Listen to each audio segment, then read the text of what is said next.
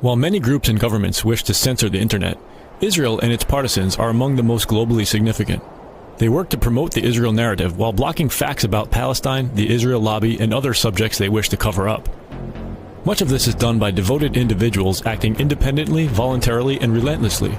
But many of these activists are part of orchestrated, well-funded projects sponsored by the Israeli government and other pro-Israel groups. They utilize Israeli soldiers, students, American teens and seniors, and range from infiltrating Wikipedia to influencing YouTube. As we'll see, some even operate out of Jewish community centers in the US. One such group is the Israeli military's New Media Desk. It is well known nowadays that what happens on Facebook, Twitter, and YouTube has great influence on events as they occur on the ground. The internet, too, is a battleground. It is thus comforting to learn that the IDF employs soldiers who tweet, share, like, and more. Another project initiated in 2011 by the National Union of Israeli Students has the stated goal to deepen and expand Hasbara, or state propaganda activities of students in the State of Israel. Under this program, Israeli students are paid to, quote, lead the battle against hostile websites. The students are tasked with what many would call shilling or trolling in online forums and social media. They're directed to create original content in the form of news reports and blogs, edit Wikipedia, inject pro-Israel messages into discussions on social media, as well as to report and remove what they consider to be allegedly anti-Semitic content. It's important to note that criticism of Israel is not the same thing as anti-Semitism, despite Israel's best efforts to redefine the word. Anti-Zionism is the new anti-Semitism. Anti-Zionism is anti-history, anti-humanity, and anti-Semitic.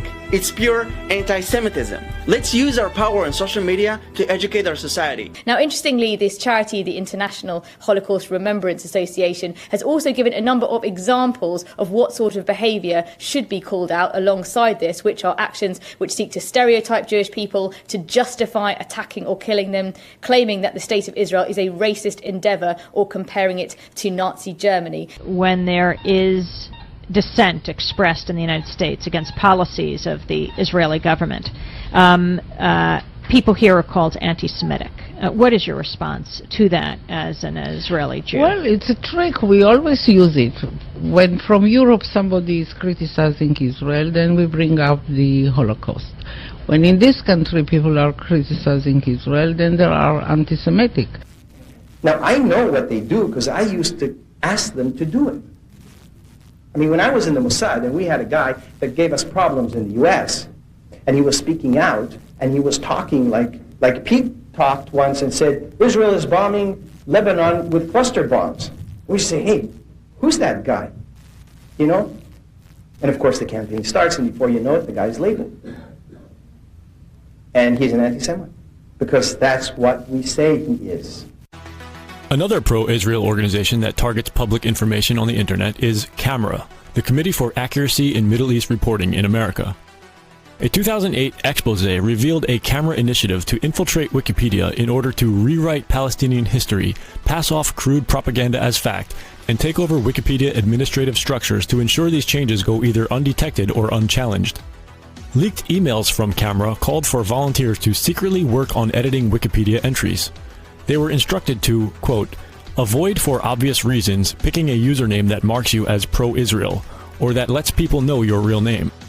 The emails emphasized that volunteers were to avoid editing Israel-related articles for a short period of time after signing up as editors to avoid arousing suspicion, and to always log in, because if you make changes while not logged in, Wikipedia will record your computer's IP address. In 2010, two Israeli groups began offering community workshops on Zionist editing of Wikipedia entries with the aim of making sure that information in the online encyclopedia reflects the worldview of Zionist groups. Moetzet Yesha, in conjunction with My Israel, has arranged an instruction day for wiki editors. The goal of the day is to teach people how to edit in Wikipedia, which is the #1 source of information today in the world. As a way of example, if someone searches the Gaza flotilla, we want to be there. We want to be the guys who influence what is written there, how it's written, and to ensure that it's balanced and Zionist in nature. And again in 2013, there was evidence of pro-Israel tampering with Wikipedia when an employee of an Israeli institute called NGO Monitor edited articles about the Israeli-Palestinian conflict in an allegedly biased manner. According to the Israeli newspaper Haaretz, Dreiman concealed the facts that he was an employee of NGO Monitor and that he was using a second username which is forbidden under Wikipedia's rules. In 2017, yet another Israeli project was launched with the intention of controlling discourse and promoting a pro-Israel narrative online. Known as ACT-IL, the project uses a software application that leverages the power of communities to support Israel through organized online activity. The software is a joint venture of Israel's IDC University, the Israeli-American Council, and another American group called the Maccabee Task Force, which was created to combat the international boycott of Israel over its human rights abuses, which it terms an anti-Semitic movement. The project is also supported by Israel's Strategic Affairs Ministry and Israel's intelligence community. Its CEO is an 8-year veteran of Israeli Army intelligence named Yarden Ben Yosef. Israeli media Ynet News reports that the Israeli military has begun scouring Jewish communities abroad for young computer prodigies to recruit for its ranks. In Operations Pillar of Defense and Protective Edge, we set up the first advocacy situation rooms here at IDC. We operated together with hundreds of volunteers who work around the clock for Israel on social media networks. Through the operations, we realized that when many people work together, it is effective. This understanding led IAC and IDC to partner and found ACT-IL, the online community for Israel. Jewish news site The Forward calls ACT-IL a new entry into the online propaganda war that has thousands of mostly US-based volunteers who can be directed from Israel into a social media swarm. Its work so far offers a startling glimpse of how it could shape the online conversations about Israel without ever showing its hand. The Forward article reports that the project recruits Jewish teens and adults and sometimes operates out of local Jewish community centers. They are referred to as media rooms, and there are at least 5 of them planned or active in the United States, including 1 in Boston, 2 in New Jersey, and 1 opening soon in New York. After being given ACT-IL advocacy training, the volunteers are instructed to complete missions, which are assigned from a headquarters in Herzliya, Israel. The Forward reports that in November, the Boston Media Room created a mission for the app that asked users to email a Boston area church to complain about a screening there of a documentary that is critical of Israel. The proposed text of the email likened the screening of the film to a white supremacist riot. In reality, the film, Occupation of the American Mind, investigates Israel's PR war in the US and was promoted by respected American progressives, including Democracy Now!'s Amy Goodman. We hear over and over again that the conflict comes down to Palestinian terrorism and Israeli security. If rockets fly on your head, you're allowed to defend yourself. And what gets pushed out of the frame entirely is the fact that for almost 50 years, Palestinians have been systematically dispossessed from their land and denied their most basic human rights. They have been able to effectively defend the indefensible to the American public.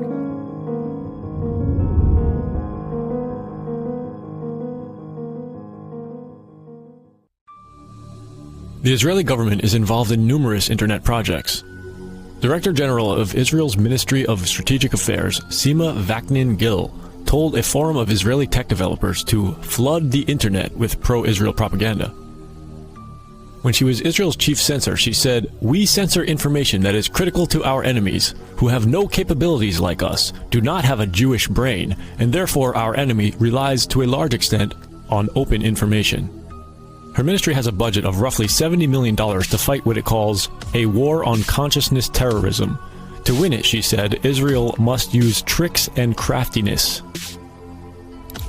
Another Israeli entity that plays a role in covert internet activity is the Israeli military's legendary high-tech spy branch, Unit 8200. This unit is composed of thousands of cyber warriors, primarily 18 to 21 years of age, some even younger.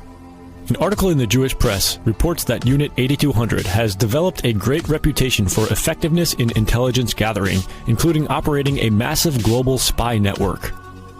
Numerous Israeli tech companies, many of them headed by former military intelligence officers, assist in these online spying efforts, sometimes receiving Israeli government funding for digital initiatives aimed at gathering intelligence on activist groups and countering their efforts. To be clear, this is all part of an effort by an occupying government and its military working covertly to achieve censorship of reporting on its atrocities.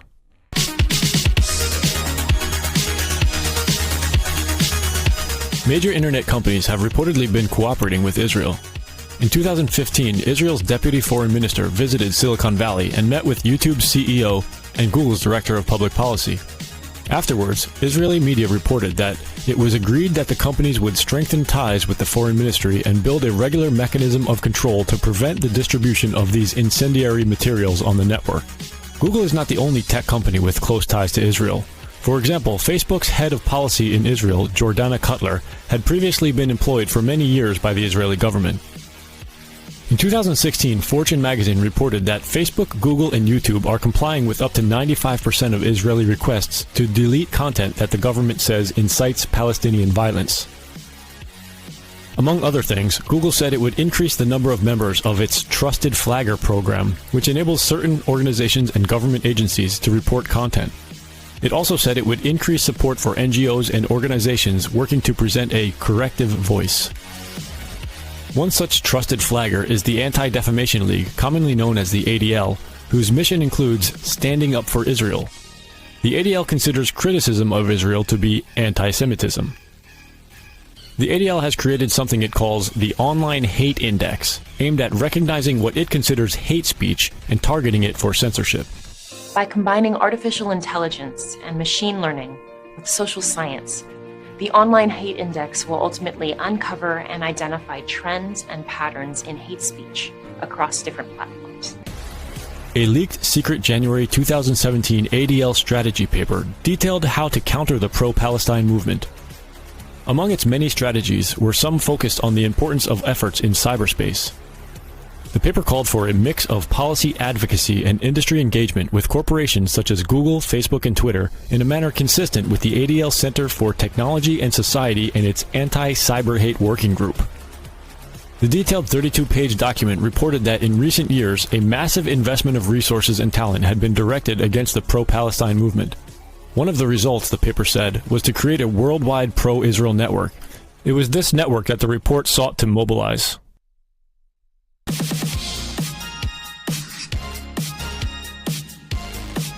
On March 13th, at the 2018 South by Southwest Music Festival, YouTube CEO Susan Wojcicki revealed that the company has just hired an additional 10,000 people to help review content flagged for removal. She also talked about a new feature that will soon be added to the platform. When there are videos that are focused around something that's a conspiracy, and we're using a list of well-known internet conspiracies from Wikipedia that we will show as a companion unit next to the video information from Wikipedia showing that here is information from Wikipedia about this event. So YouTube will be sending people to text. We will be providing a companion union of text. Considering what we now know about the efforts of the Israeli government and pro-Israel organizations to edit Wikipedia and essentially rewrite history in their favor, can we expect this kind of companion unit to show up next to our videos? Will our channel be taken down again like it was recently for 5 days? Only time will tell. With so many people working to keep this kind of information from getting out, we never know when we'll be censored again. If you'd like to be notified when we publish new content, please sign up for our mailing list and subscribe to us on BitChute, DTube, or any of the other platforms listed in the description below. And if you find our videos and articles informative, please consider making a donation to help us continue this important work.